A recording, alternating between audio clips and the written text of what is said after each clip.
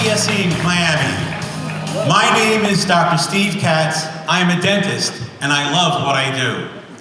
What I love about dentistry is that I have an opportunity to make a difference in people's lives.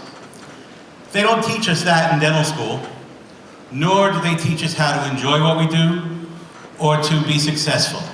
Those are things that we must learn with experience. I have been in practice for 30 years. I've created an opportunity to do comprehensive care on appreciative patients. I have a wonderful facility, and I work with a wonderful group of women. But life was not always so easy for me. 15 years ago, I completely lost my practice to a series of life tragedies. I was in an accident, I was disabled for 2 years, and I was unable to work. When I finally was able to return, it was the day after Labor Day in 2001. I was eager to get started, but 1 week later, we were hit with 9/11. A tremendous blow to our country, to the city of New York, and it further decimated my practice. So we had to wait. It was not a time to stage a recovery. And about 6 months later, things were starting to return to normal. Again, we were excited. Until on a Saturday night at 2:30 in the morning, I received a phone call from the mother of one of my dental assistants. Phone calls at 2:30 in the morning are never good.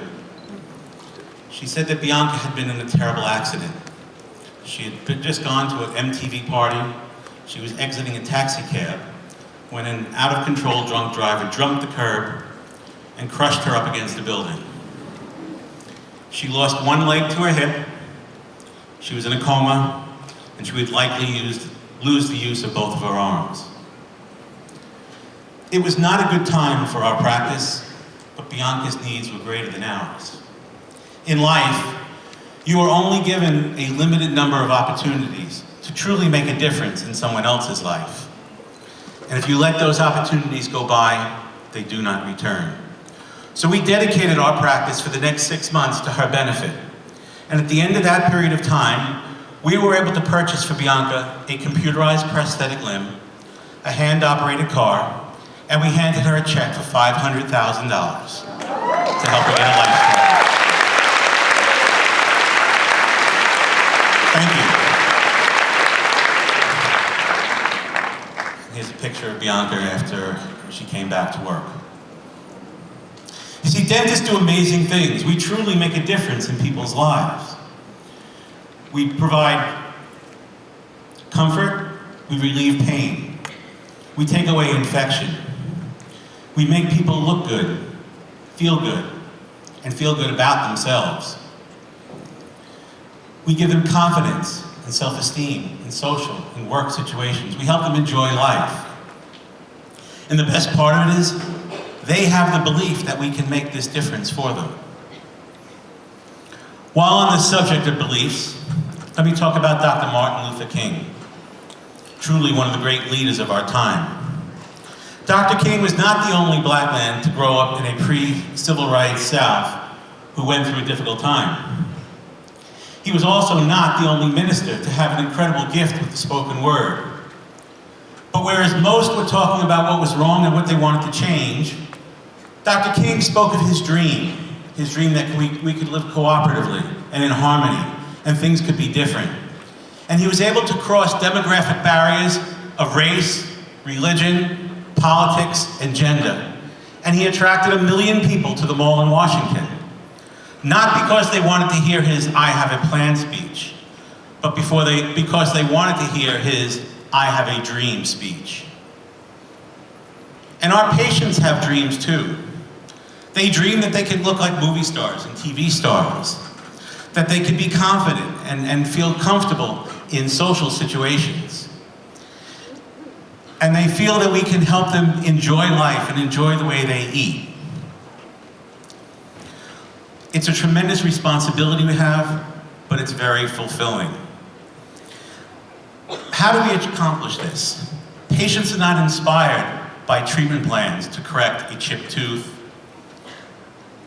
a toothache, bleeding gums. What inspires them is the knowledge that we can do things that can correct the way those conditions affect them in their life. And that's what creates the ability for us to be able to be fulfilled by providing a higher level of dental care. It's a tremendous responsibility, but it's also extremely fulfilling. Let's play a little game. If I were to ask all of you if you could name the 3 wealthiest people in the world, the last 3 winners of the Nobel Prize for Peace, or the last 3 winners of the Academy Award for Best Actor, who here could do it? Isn't it amazing that these are people who've accomplished great things in their respective careers? But you see, over time, awards tarnish, certificates fade, and applause dies down. But now, if I were to ask you if you could name 3 teachers who helped you when you were back in school, or 3 friends who helped you through a difficult time, or 3 people who you really enjoy spending time with, would that be easier? The reason is, these are people who care about you. And the people who care about you are the ones who make a difference in your life. My best friend for 30 years was Mitch Cutler. Mitch Cutler was my Henry Schein sales rep, but we had a much deeper relationship. My book, they didn't teach us that in dental school, is dedicated to his memory. Because unfortunately, 2 years ago, he died after a 6-year battle, a brave battle with bone cancer. But in his final days, he taught me the greatest lesson of my life about caring. Because he called me one night and he said, "Steve, I need you to do me a favor. I would like you to write my eulogy and then deliver it at my memorial service." I said, "Mitch, that's a heavy. What do you want me to say?" He said, "Steve, I just want you to say how I made a difference in your life." I said, "Well, Mitch, that's easy." So we got off the phone, and I spent that whole night writing my memorial to my best friend. And I drove 3 hours to his house in Croton, New York, from where I live in Long Island. And I went into his bedroom, and I sat down in his bed, and I handed him what I had written. And he said that there was a sense of urgency because he wanted to hear me say it before he passed. So I sat in bed with him, and I read him what I had written. And he hugged me, and he kissed me. And it was very, very difficult. That night, he passed away, surrounded by his family, his wife, his children, his parents. But what he taught me in that exercise was to never, ever, ever wait to show your appreciation to others. You should be showing your appreciation to those who mean something to you each and every day. So what I would like all of you to do, before you leave this room today, is take out your cell phones and call your husbands, your wives, your girlfriends, your boyfriends, significant others, and tell them that you love them. And when you get home after this amazing event, what I want you to do is to hug your children and your other family members and tell them why you love them. And then when you get back to your offices on Monday, I want you to do the same thing to your patients and especially your team, if they're not here with you. Because there is no better way to change somebody's life than to make them feel appreciated. And as Zig Ziglar said, you can get anything in life you want if you will just help enough other people get what they want. Now I'd like everybody to stand up, please. And what I'd like you to do is to repeat after me.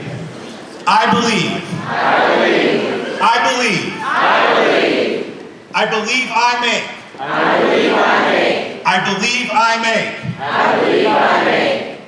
I believe I make a difference. I believe I make a difference. I believe I make a difference. I believe I make a difference. Now what I want you all to do is take out those phones, make that first call, a text message, and start making a difference right now.